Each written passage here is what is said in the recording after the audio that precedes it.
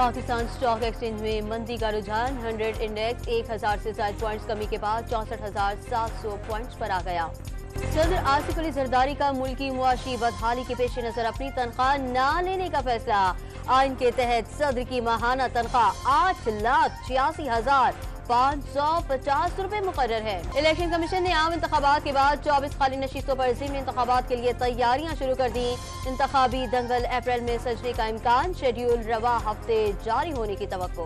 पंजाब हुकूमत ने अडियाला जेल में बानी PTI से मुलाकातों पर 2 हफ्ते के लिए पाबंदी लगा दी। अडियाला जेल के बाहर मीडिया कवरेज भी ममनू करार। चेयरमैन मजलिस वहदतुल मुस्लिमीन ने बानी PTI से मुलाकात न कराने पर सुप्रिंटेंडेंट अडियाला जेल के खिलाफ इस्लामाबाद हाई कोर्ट में तौहीन अदालत की दरखास्त दायर कर दी। बर्ग ने मोहम्मद औरंगजेब के वजीर खजाना बनने को पाकिस्तान के लिए मुस्बत इकदाम करार दे दिया। $6 अरब कर्ज प्रोग्राम का हुसूल इनके लिए बड़ा चैलेंज होगा, अमरीकी जरीदे का दावा। जो जिम्मेदारी मिली इसे बेहतरीन अंदाज में अदा करने की कोशिश करूंगा। वफाकी वजीर दाखिला का पाकिस्तान और पंजाब बार एसोसिएशन के रहनुमाओं से खिताब।